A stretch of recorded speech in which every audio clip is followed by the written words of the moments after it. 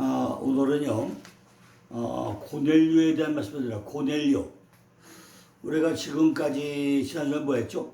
지난주에는 그 게하시, 환상의 골짜기, 아울 골짜기, 이 골짜기에 대한 말씀을 드렸죠. 어제 이제 마지막에 네 번째 이제 완전 우리가 회복되자고 했습니다. 그러면 나한테 이제 뭐가 와야 되냐? 오늘은 이제 고넬료를 통해 가지고 고넬료가 어떤 사람이냐? 경건한 사람이다 이 말씀을 드리려고 하는데 이거는 사도행전 10장 1절로 2절 말씀입니다. 가이사라에 고넬료로 하는 사람이 있으니 이달리아 데라 하는 군대의 백부장이라. 그가 경건하여 온 집으로 더불어 하나님을 경외하며 백성을 많이 구제하고 하나님께 항상 기도하다니 그랬습니다. 자, 오늘은 이 사도행전 10장의 말씀을 드리기 전에 오늘은 사도행전 전반적인 개요에 대한 말씀을 먼저 제가 말씀을 드리려고 합니다. 저는요, 표를 만드는 선수예요, 선수.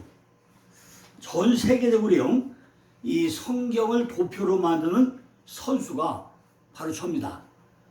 이미 여러 번 얘기했지만은 성경 전체를 도표화해 놓은 게 5,000개를 가진 사람이 유일하게 저밖에 없어요. 요 자료는요, 지난 15년 전에 대만교회 부흥회에 갈 때 요 사도행전 강해를 하기 위해 가지고 만들었던 자료가 또 있네요. 대만에 가가지고 구속사역 천국복음에 대해 가지고 일주일 동안 그 강의를 해보았는데요. 대만교회 가서 이렇게 전부 다 이걸 표를 만들어가지고, 그죠? 만들어가지고 설명을 했습니다. 왜냐면요, 대만교회는요, 그냥 난 게 아니죠. 전부 다 가고 나면은, 우리가 한글, 한자하고 대만의 한자하고 또 완전히 달라요. 그러니까 전부 다 어떻게 할 거냐. 전부 다 이렇게 가가지고요, 이런 식으로 미리 전부 다 대만의 한자로당 미리 번역자하고 통역자하고 이걸 다 공부를 해가지고 이렇게 전부 다 칠판에 써가면서 이렇게 설명을 했습니다. 그죠? 그리고 우리나라에서 설교할 때하고 대만에서 설교 완전히 다르죠? 전부 다 대만 한자로다가 칠판에다 써놓고 이걸 하나하나 통역자와 입 맞춰가지고 설교를 했어요. 이런 식으로. 다 이게 하는 겁니다. 그런데 오늘 읽어가지고 제가 사도행전에 간략하게 어떻게 하면 우리가 목회자들이 성도들에게 성경을 가장 정확하고 쉽고 정확하게 갈 수 있는지 방법을 알려드리려고 합니다. 자, 사도행전은요, 맨 먼저 뭐죠? 1장의 약속. 성의 약속이죠. 성령을 대면서 약속을 하죠. 500문도의 약속을 합니다. 2장 오고 나니까 오순절이 오더라. 오순절이 누가 있죠? 오순절 마가 다락방에 11제, 예수님의 11제자와 베안야요 빌바 토마 야다 시온데 유다가 빠지고 베안야요 빌바 토마 야 거의 11제자하고 예수의 형제들하고 마리아하고 백신역에 모여가지고 성령을 받는 오순 역사가 2장에 나오죠. 3장 가고 나면요, 능력이 나타나죠. 근데 능력이 나타나는 거 4장에 뭐가 되죠? 외적 시험이 오고 5장에 내적 시험이 옵니다. 6장 가보니까 대부흥이 일어나죠. 대부흥이 일어나고 7장에 뭐죠? 시대만에 순결하고 8장에 빌립이 선교를 시작을 하고 9장 가니까 사울이 다메섹 도상에서 개심을 하게 되고 10장에 오늘 본문인 고넬료가 등장을 하고 11장부터 18장까지 세계 복음화가 이루어져가지고 그죠? 1, 2, 3차 세계 선교와 고개 로마에 된 것이 대략적인 표입니다. 이렇게 표를 만들게 보면요, 성경은 아주 쉽게 정확하게 설명할 수 있습니다. 자, 요걸 근거로 해가지고요, 제가 대만에 가서 이 사도행전을 강의했던 내용을 간략하게나마 전반적인 설명을 드리고 고넬료는 내일 또 설명을 드리려고 합니다. 우리가 신약이 시작 때 뭐하죠? 너희가 권능을 받고 예루살렘과 유다와 사마리아와 땅끝까지로 증인되라고 하죠. 이것이 성령의 권능을 받는 권능. 예루살렘이 뭐가 하죠? 핍박이죠, 핍박. 그래서 흩어지게 되죠. 흩어지는데 예루살렘은 고을과 지역과 구역이고, 그죠? 구역과 지역이고, 유대는 바로 국가죠, 국가. 복음 전파, 하나님의 역사, 이게 일어난 게 바로 유대이죠. 마지막에 사마리아는 뭐죠? 관계, 원수, 이웃, 친척, 바로 그거죠. 땅끝은 뭐죠? 세계전도, 세계전도. 지배하고 점령하고 통치하는 땅끝이죠.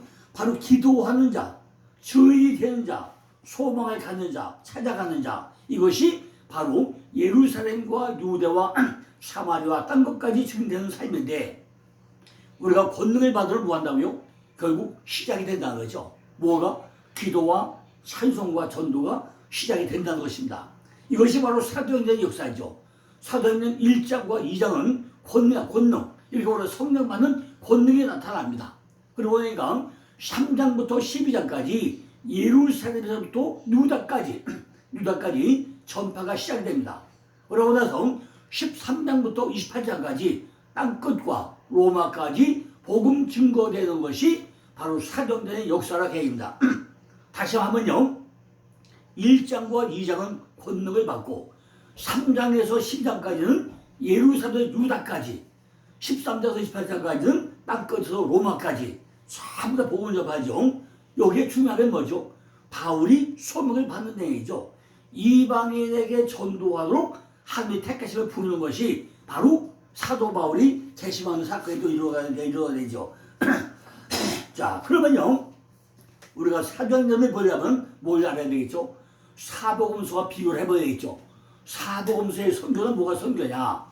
마태복음은요, 선교는 제자를 만드는 것이다 해가지고 마태복음 28장 16절 20절에 가서 제자를 삼으라 명령한다.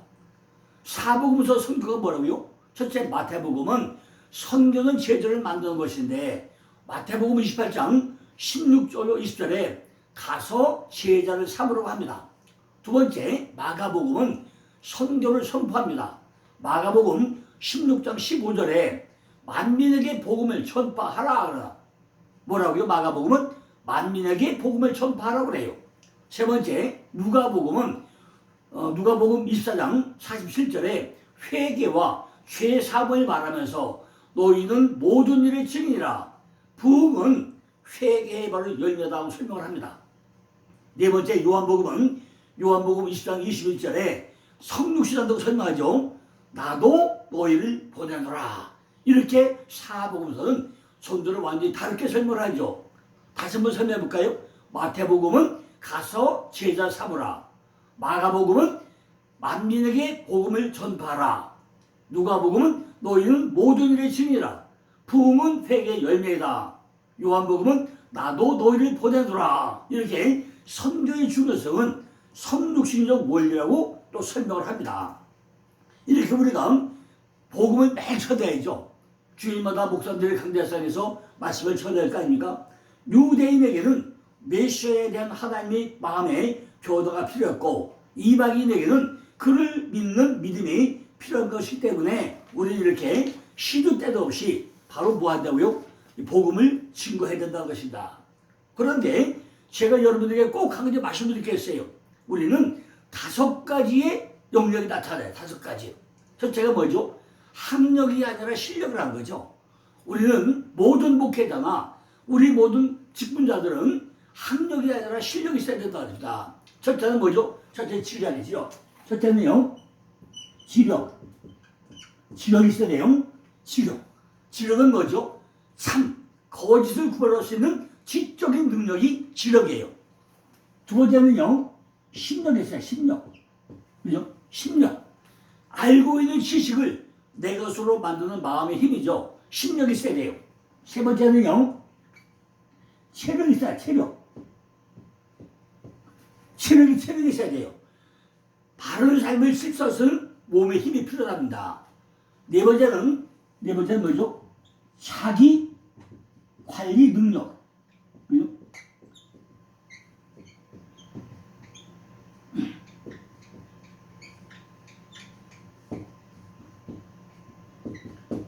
네 번째, 자기 관리 능력이 있어야 돼요. 여섯 번째, 다섯 번째는 인간 관계는 뭐죠? 인간 관계, 인간관계 능력이 나타나야 돼요. 이렇게 우리는 목회를 하는 모든 문제나 우리는 뭐 한다고요? 첫째는 지력이 있어야 되고, 두 번째는 체력이 있어야 되고, 세 번째는 심력이 있어야 되고, 네 번째는 자기 관리 능력이 나타나야 되고, 다섯 번째는 인간관계 능력이 나타나야 된다. 이것이 뭐라고요? 우리는 전문가예요, 전문가. 우리는 선교에 전문가가 되어야 한다는 거죠. 왜 그랬죠? 우리가 성경을 잘 보고 나면요, 아브라함이 어떻게 아브라함에게 본토와 친척과 아비를 떠나라 그랬어요. 너희 너된 것, 조선타로 내려온 것, 너희 인격 있는 것, 이걸 떠나라 그랬죠. 그러니까 이사야가 뭐지? 이사야는 나를 보냈소. 그래. 이사야 나를 보냈소래요. 우리는 이렇게 선교는요, 왜 보내야 되냐? 아브라함과 이사야나 예수나 우리는 어떻게 했냐? 우리는 선교에 목숨을 걸어야 된다는 거죠. 왜 그렇죠? 씨를 뿌리는 자, 씨를 뿌리는 자.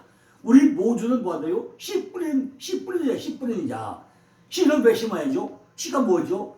추수를 목적으로 한다. 추수를 목적으로 한다는 거죠.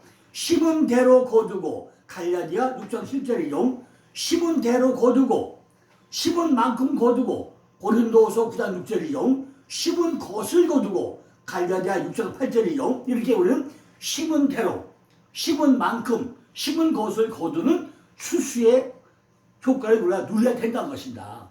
주일마다 목회자들이 강대상에서 씨를 뿌릴 때 그 씨 뿌리는 뭐가 있어야 되나요? 목적이 추수야, 추수.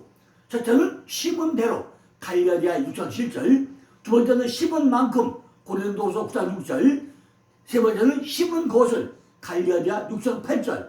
이걸 우리가 거둬야 된다는 거죠. 이것이 독생자 예수를 우리에게 보낸 목적이라는 거죠. 그러니까 뭐죠? 우리도 나를 보내달라고 우리도 해야 될 거 아니냐는 거죠. 우리는 끝까지 복음의 증인이 되어야 한다는 것입니다. 왜 그러냐면요, 우리가 사도행전을 보고 난다면요, 사도행전이 뭐죠? 누가복음의 후패라고 할 수 있는 것이 사도행전이죠.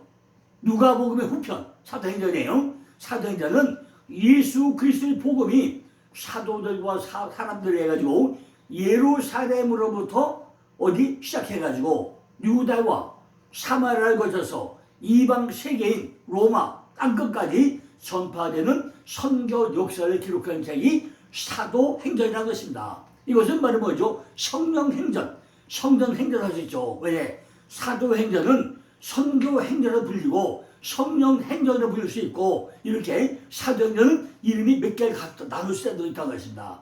복음은 사도와 사람들이 해가지고 전파되었지만은 이를 추진하는 주도적인 원동력은 바로 성령이었다는 거죠. 성령. 그래서 성령 행전이라도 하고 선교 행전으로 부를 수 있다는 것입니다. 우리는 때를 어떤지 이렇게 마저 복음을 전해야 된다는 거죠. 자, 그러면요, 우리는 어떻게 성령을 받겠냐? 성령 충만을 받는 게 뭐냐? 우리가 성령을 받아야 될 거 아니겠습니까? 사도행전에서 성령을 받아야 되는데 어떻게 받을 거냐 그죠? 사도행전 2장 4절 보니까 우리가 기도할 때, 두 번째 회개할 때, 세 번째 순종할 때, 네 번째 안수할 때, 여섯 번째는 다섯 번째는 하나님의 말씀을 받을 때 우리가 성령 충만을 받을 수 있다는 것이다. 다시요, 우리가 기도할 때, 두 번째는 회개할 때, 세 번째는 순종할 때, 네 번째는 안수 받을 때, 다섯 번째는 하나님의 말씀을 받을 때 우리는 성령 충만을 받을 수가 있다는 것입니다. 자, 이렇게 우리가 사도행전 1장에서 뭐 한다고요? 성령을 약속하잖아요. 사도 1장에서. 우리가 사도행전 1장에서는 성령을 약속을 합니다. 근데 2장에 뭐였죠? 2장에 성령이 오죠. 성령 시대가 이루어지죠. 오순절 성령 강림은 예수의 죽음과 부활, 승천에 견줄 만한 아주 큰 사건이죠. 구약의 성부시대, 예수 그리스도의 오심으로 성자시대에 이어가지고 이제는 뭐예요? 성령시대가 열리고 있다는 것입니다. 다시요, 구약의 죽음과 사람들이 뭐가 돼요? 구약의, 그죠? 성부시대에서 신약의 예수 그리스도 오심으로 성자시대가 이어졌고, 이제는 성령시대로 넘어가는 것이 사도행전 2장의 역사라는 것입니다. 그죠? 우리가 사도행전 2장에서 베드로를 생각해봐요. 베드로. 요한복음 마지막까지 끝날 때 마태복음에서 베드로를 시몬을 베드로로 바꿔냈죠. 그런데 요한복음 마지막 끝날 때까지 베드로가 아니라 요한의 아들 시몬을 끝내고 맙니다. 그런데 사도행전 2장에 와가지고 성령을 받고 나니까 완전히 베드로로 돌아오죠.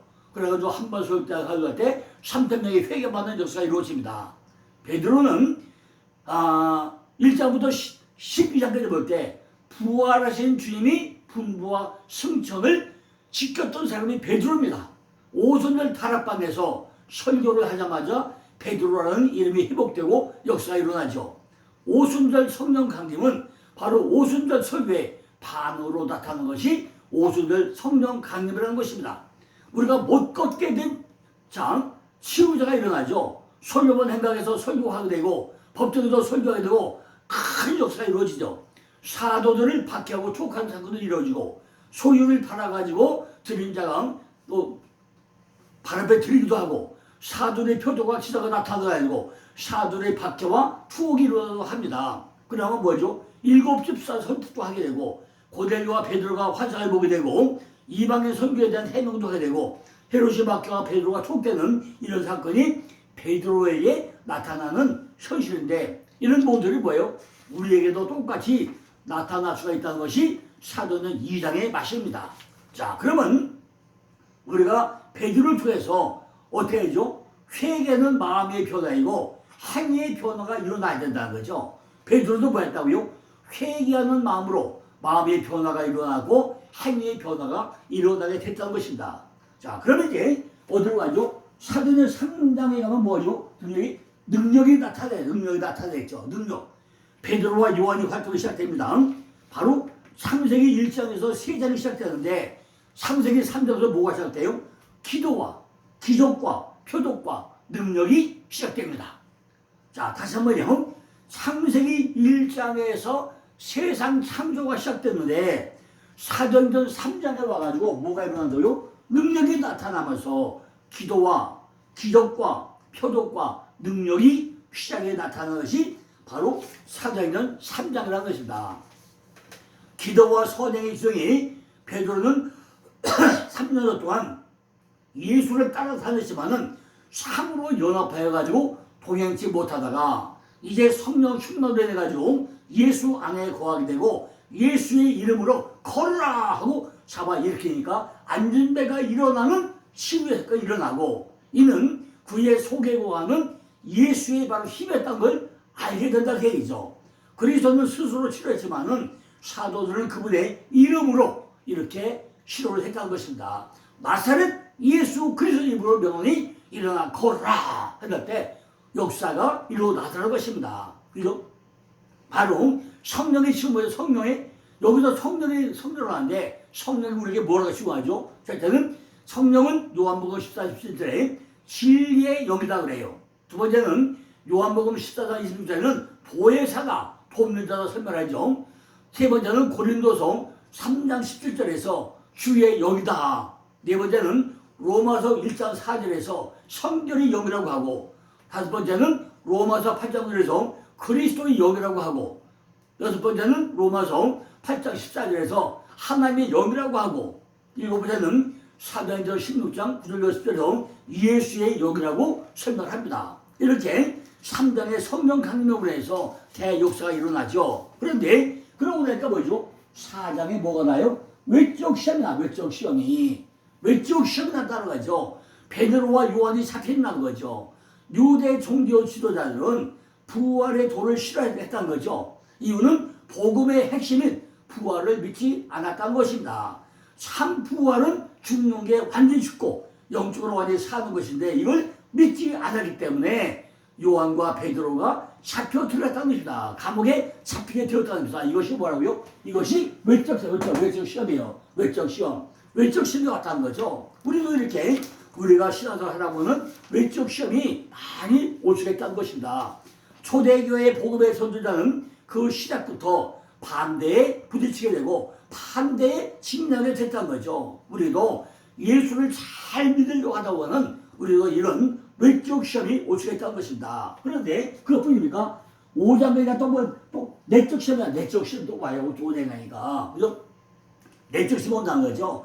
아나니와 삽베라가 아나니와 삽베라가 물건 팔아 땅을 팔아가지고 숨기는 일 때문에 교회가 거기다 뒤집히죠. 아름답고 순전한 사랑의 공동체 안에 들어온 사탄의 유혹은 형제들 간의 신뢰와 사랑을 손상시켰을 뿐만 아니라 성령을 속임으로 회개의 은총도 받지 못한 채 징벌을 받게 되는 이런 것이 일어나야 된다는 거죠. 어느 교회든지 간에 탐욕의 죄와 사탄의 책임과 하나님을 속인 죄와 부부가 악을 공갈과 끝까지 회개하자는 이런 역사가 교회도 나타나는데 이것이 뭐예요?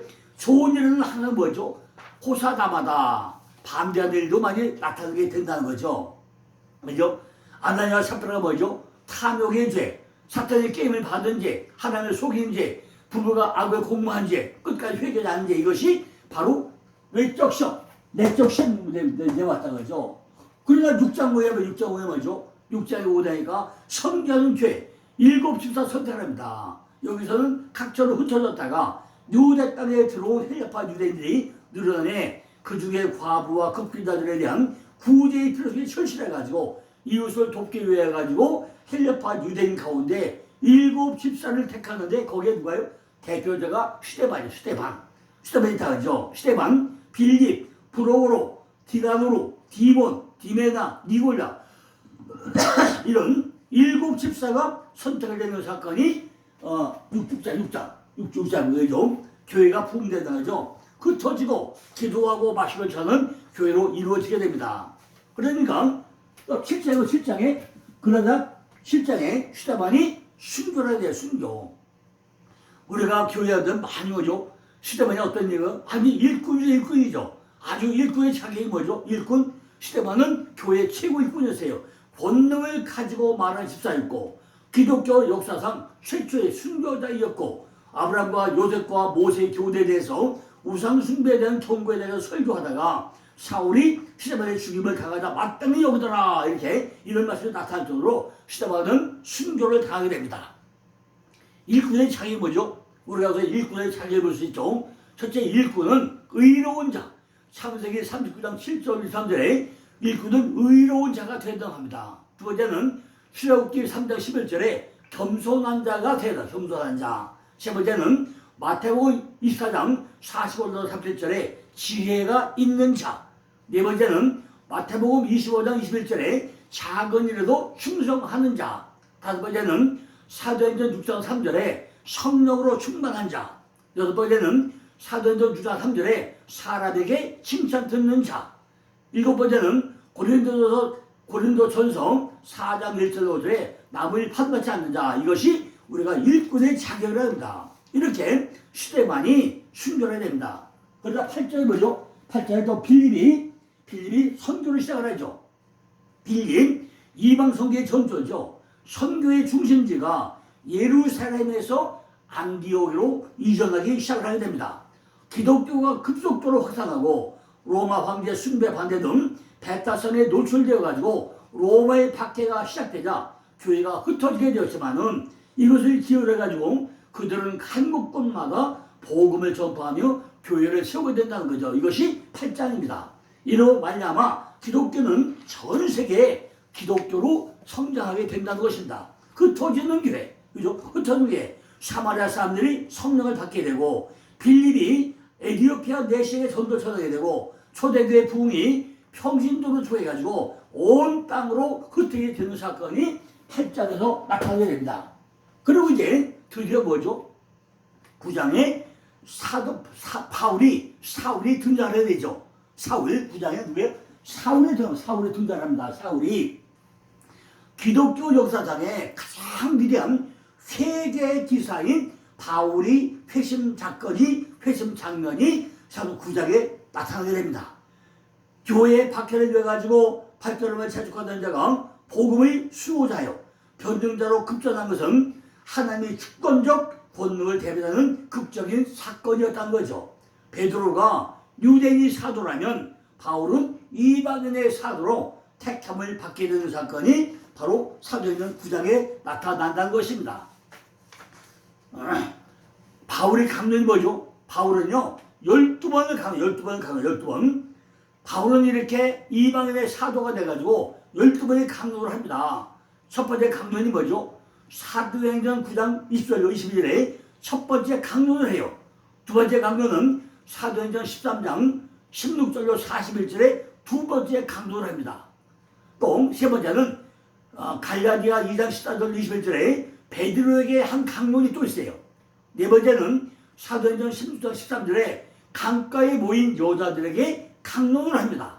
다섯 번째는 사도행전 16장 29절로 32절에 신라와 함께 강론을 하죠. 여섯 번째는 사도행전 20장 6절로 7절에 드로아에서 강론하고, 일곱 번째는 사도행전 20장 17절로 35절에 장로들에게, 여덟 번째는 사도행전 22장 1절로 21절에 군중들에게, 아홉 번째는 사도행전 24장 10절로 21절에 벨릭스 앞에서, 열 번째는 사도행전 26장 1절로 29절에 아그리빠 앞에서, 11번째는 사도행전 27장 21절로 26절에 갑판 위에서, 12번째 마지막은 사도행전 28장 25절로 28절에 마지막 강론을 하게 됩니다. 이렇게 정말로 밤에서 깨진 사도는, 사울은 바울이 돼가지고 12번이나 강론을 하는 놀라운 역사가 이루어지게 됩니다.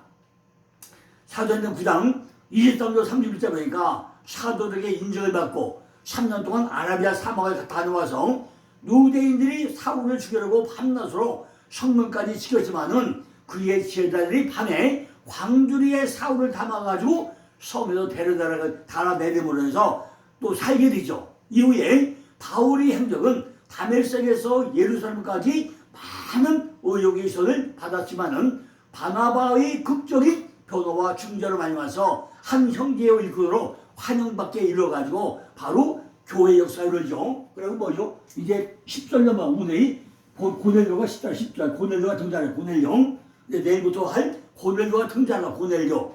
베드로와 고넬료가 만나게 되죠. 복음이 이방신으로 확산하는 사건입니다. 이방인들이 성령을 받게 된다는 거죠. 고넬료의 성령 강림은 바울의 회심과 기독교 세계적 확산을 위한 역사가 이루어진다는 거죠. 베드로는 10장에서 고넬료를 만날 때까지 선교를 이해하지 못했습니다. 그러나 하나님께서 베드로가 지장이 시몬이 있을 때 위에 나타나가지고 환상을 통해가지고 세계의 선교를 하도록 교육을 시킨다는 거죠. 그러니까 이 베드로가 획기로 변한 것이 바로 사도행전 10장입니다. 고넬료는 베드로의 은인이 된다는 거죠. 베드로가 입을 열어가지고 가로되 내가 참으로 하나님은 사람의 괴물을 취하지 아니하시고 강나라 중 하나님을 경외하며 의를 행하는 사람은 하나님이 받으심을 깨닫다. 이렇게 성경은 하나님이 숨겨져 있던 비밀이었고 부활 후에 세상에 드러나게 되었다는 거죠. 하나님께서 유대인에게 이방인에게 모두에게 구원을 시행하게 되었다는 것입니다. 그래가지고 이제 어떻게 하죠? 11장부터 28장까지 세계 복음화가 이루어집니다. 11장 가고 나니까 베드로의 변론이 나타나죠. 11장 26절에 드디어 새 이름인 드디어 그리스도인이더라. 이런 변화가 나타나죠. 예루살렘 교회는 안디옥 교회의 교를 세울 때 일한 베드로의 사역을 알고 싶었다는 거죠. 그러나 그는 단지 성령께서 나타난 거라고 설명을 되어 있습니다. 예루살렘 교회는 바나바를 안디옥 교회의 목사로 파송을 하게 되죠. 바나바는 착한 사람이요 성령과 믿음에 충만한 자라. 이에 큰 무리가 죽게 도와가더라고 설명을 합니다. 그러면서 13장부터 본격적으로 이제 세계소가 시작되는데 바로 12장에는 헤롯의 박해가 시작되고 쭉 이루어졌는데 오늘은 여기 고넬료까지 설명을 또 드리고 내일은 본격적으로 고넬료의 삶이 뭔가 우리가 사도행전을 통해서 설명하는 내용이 뭔가 여기에 대한 또 설명을 드리고자 합니다. 자, 여기까지 하시고요. 사도행전을 요 그림을 통해서 충분하게 이해하시고 내일 또다시 고넬료를 통해서 또 가면서 쭉 설명도 드리겠습니다. 감사합니다.